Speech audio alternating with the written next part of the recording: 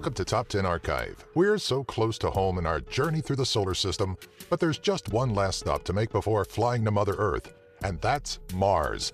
This red beauty sits fourth closest to the Sun and brings with it so many interesting facts. But we only have room for 10, so sit back and be sure to check your oxygen levels as we visit the planet of Mars.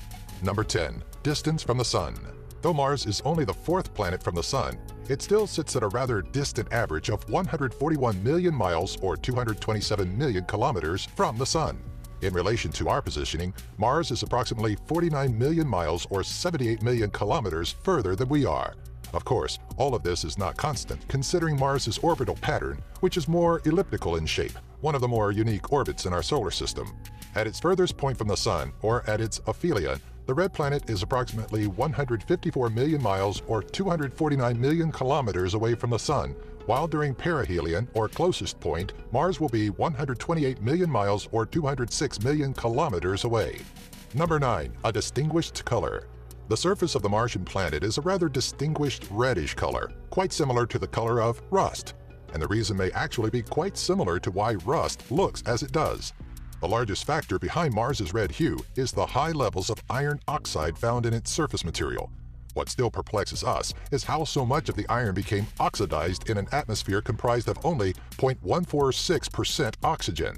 Scientists point to several theories, including rainstorms in Mars's younger years, a billion years of sunlight breaking down carbon dioxide into oxidants, or heavy dust storms breaking down quartz crystals to expose oxygen-rich surfaces. Number 8. Naming the red planet. Being so bright and rather quite noticeable, there's really no one person or civilization honored with being the first to see it. There are, however, those that first recorded sighting of the red planet, and high on that list were the ancient Egyptians, who dubbed the planet Herdesher, or the Red One. Though we know it more commonly by the same name as the Roman god of war, Mars has several different monikers. Like the Romans, Greece associated the red planet with their god of war, Ares, while East Asian cultures considered it the fire star. Mars was first observed via telescope sometime in 1609 or 1610 by none other than Galileo Galilei. Number 7. The two moons, Phobos and Deimos. Pulling from popular mythology, Phobos and Deimos were the sons of the Greek god of war, Ares. The moons were discovered 6 days apart in August of 1877 by astronomer Asa of Hall, who was also responsible for determining the mass of the red planet. In terms of size, the two moons are considerably small, with Phobos coming in at 13 miles or 22 kilometers across, and Deimos at 7 miles or 12 kilometers across. Relative to Earth's moon, Mars's moons are about 1/200th the size of ours. However, Deimos is 20 times closer to Mars than our moon is to Earth, orbiting at a close 12,470 miles or 20,069 kilometers away. Number 6. A Martian day. Traveling throughout the solar system, you may have started to notice this trend. Planets all have unique daily cycles. Mars is no different, but it actually has a daily cycle quite similar to Earth's. One solar day on Mars is equal to just under 24 hours and 40 minutes on Earth. But when we extend our time frame, we find that a Martian year is around 686 Earth days long. Both Earth and Mars share a similar axial tilt and rotation period, which accounts for the small 39-minute difference. One Martian solar day is known as a sol, and this is how landing missions designate each day spent on the derelict planet. Number 5. Climate and a most unusual winter. The similar rotation to Earth also means that Mars has 4 different seasons, though the orbital path is more oval than round, meaning that the lengths of these seasons are quite different. When put side by side with the other 8 planets, Mars has a rather strange weather pattern seen nowhere else: Martian snow, as water ice snow has been known to fall upon Mars's surface. In relation to weather that we're used to, Mars is quite colder than our home planet, with temperatures reaching an average of -80 degrees Fahrenheit or -62 degrees Celsius, but can fluctuate between a bone-chilling -195 degrees Fahrenheit or 125 degrees Celsius to a very comfortable 70 degrees Fahrenheit or 20 degrees Celsius towards the equator during the day.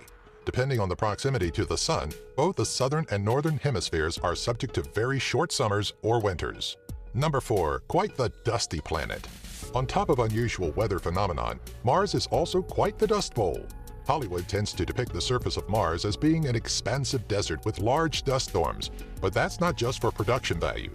It's believed that a combination of volcanic eruptions, landslides, wind abrasion, impacts, and the surface's overall dryness have attributed to the high level of dust. With such high levels of dust, it's not uncommon for solar heating to warm the atmosphere, especially within the Hellas Basin, where temperatures are slightly warmer, which kick off the beginnings of a rather nasty storm. Within hours, a storm can form, and within days, it can become a massive planet-spanning cell that leaves the air fogged with dust residue for weeks after. Number 3. Polar caps. Due to its red color, we often think of Mars as this red-hot ball, but it is so far from that. In fact, Mars is home to 2 permanent ice caps. The North and South polar caps differ slightly from Earth's own caps in that they are partially comprised of ice formed by carbon dioxide, otherwise known as dry ice, which would make sense considering Mars's atmosphere is 95.32% carbon dioxide. Mars's north polar cap is made mostly of ice formed by water, with a thin layer of dry ice that dissipates and reappears seasonally. The smaller south cap differs from its northerly counterpart in that it's not as flat and contains large pits and troughs that have appeared due to erosion. Number 2. Spiders from Mars. It's a great concept for a terrible sci-fi movie, and was even a better name for David Bowie's 5th studio album. But as of early 2016, Spiders from Mars is a real interest to people of NASA. Alright, so we're not really talking about 8-legged creepy crawlies, but rather a series of formations on the red planet that NASA personnel have dubbed spiders. The formations are troughs created every spring as the terrain erodes during the change of the ice cap from ice to vapor. The term spider stems from the shape of the trough, which is created as gas flows beneath the ice to find an opening. Number 1. Olympus Mons and Valles Marineris.